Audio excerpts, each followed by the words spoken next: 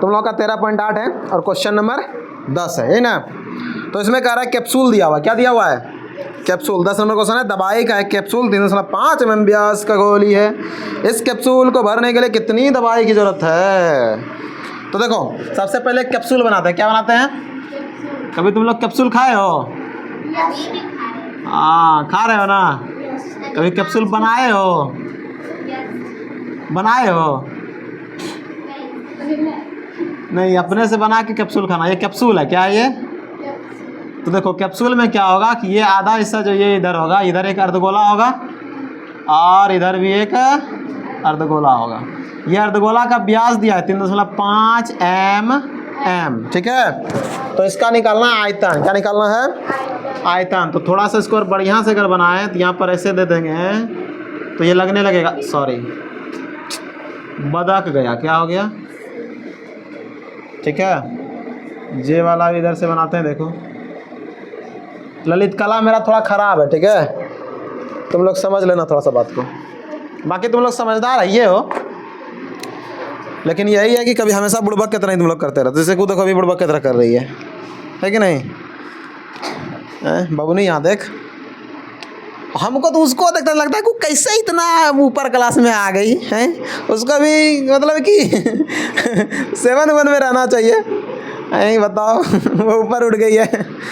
देखो यहाँ इसका व्यास दिया, त्रिज्या कितना आ जाएगा 3.5/2, दशमलव उड़ेगा, उड़ेगा तो नीचे 0, 7×5 = 35, 4×5 = 20, यानी कि 7/4, 7/4 क्या आया, त्रिज्या, क्या आया, त्रिज्या आया, क्या आया, त्रिज्या आया। अब यहाँ से क्या निकालना है, आयतन। तो आयतन कैसे निकलेगा, तो आयतन निकालने के लिए पहले क्या करेंगे, सूत्र लिखेंगे।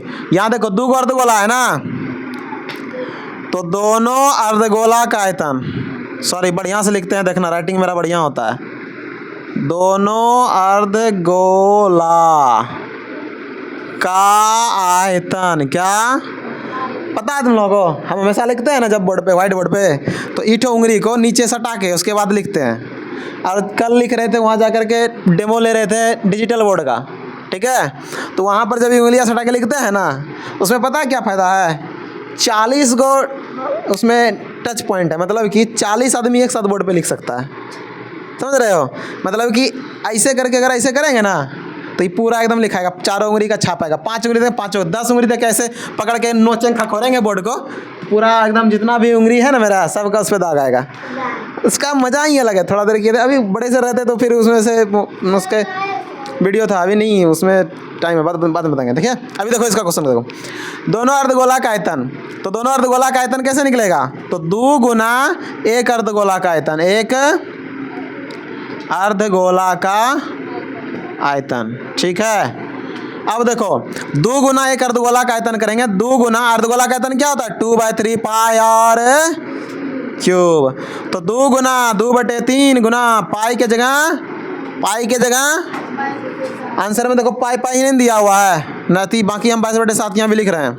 आर का क्यूब 7/4, हाँ ठीक है, 7/4 गुना 7/4 गुना 7/4, राइटिंग थोड़ा मेरा बढ़िया है, ठीक है, इसलिए तुम लोग समझ लेना। 2 दूनी 4 खत्म, बचा क्या, 11 दूनी 22, 2 दूना 4, यहाँ देखना नहीं तो उड़ जाएगा, ठीक है। क्या बचा, 11 गुना 7 गुना 7/4 दूना 8 या 24, ठीक है। ये आया इतना मिलीमीटर का क्यूब, क्या आया, मिलीमीटर का क्यूब।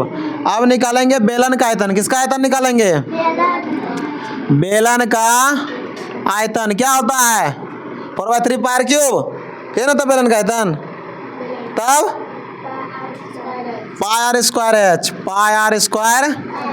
पाई की जगह 22/7, आर का स्क्वायर करेंगे, आर का स्क्वायर कितना होगा, 7/4 का स्क्वायर, 7/4 का स्क्वायर हो गया, उसके बाद गुना एच कितना है, यही तो नहीं पता है। तो देखो इसका एच निकालने के लिए, यानी कि ऊंचाई निकालने के लिए क्या करेंगे, कि देखो ये त्रिज्या दिया हुआ है, कितना दिया हुआ है, त्रिज्या दिया हुआ है, इसका एच कैसे निकलेगा भाई बताओ। उसके लिए त्रिज्या का क्या करेंगे, इसके त्रिज्या के लिए क्या करेंगे, देखो अब इसका सॉल्व करते हैं यहाँ से पहले, तो इसको सॉल्व करो। 11 गुना 7 गुना 7, 11 से 77, 77 गुना 49, 9 4 13 करी 3 4 1 5, 139/24 मिलीमीटर का क्यूब। अब इसको सॉल्व करो तो 24 से भाग दो 5 3 9 में, 24 से भाग दोगे 5 3 9 में, कितना आएगा 24 दूना 48, तो बचा कितना 5, उसके बाद 9 59, 24 दूना 48 और कितना बचा 10 1 11, उसके बाद दशमलव दोगे तो कितना हो जाएगा 110, 24 × 72, 24 चौक 96, 24 चौके 96, देखो लगभग इतना ही होगा 22.4, बाकी एक आध अंक और कुछ होगा, भाग दे के यहाँ देख लेना, मिलीमीटर का क्यूब। चेक करो आंसर ये है कि नहीं है, ठीक है, मिला आंसर, नहीं मिला रे, सही है ना। तो यहाँ पर देखो, यहाँ पर जो इस चित्र को है, इस चित्र को थोड़ा सा और समझो। क्या समझो, हम भी पूरा पढ़े नहीं थे, 10वां में एक ऐसे कैप्सूल बना करके किताब क्वेश्चन दिया हुआ था, हमको लगा ये कैप्सूल है। तो यहाँ पर जो दबा है ना कैप्सूल, वो कैप्सूल गोल है, क्या है गोल है, और इसका व्यास दिया है 3.5, ठीक है ना। 10वां में एक कैप्सूल है, क्या है कैप्सूल, या 90 में था कैप्सूल, किसी न किसी बुक में कैप्सूल है, ठीक है। और कैप्सूल का आयतन निकालने के लिए दोनों पट्टी से अर्धगोला का आयतन और फिर बीच में बेलन का आयतन निकाल करके निकालना पड़ता है, ठीक है। इसीलिए हम शुरू में वही कर रहे थे, समझ में आया ना बात। उसके बाद अब जब क्वेश्चन दोबारा पढ़े तो समझ में आया कि नहीं, जे वाला नहीं होगा, ठीक है। दतवा तोड़ देंगे तो और हम,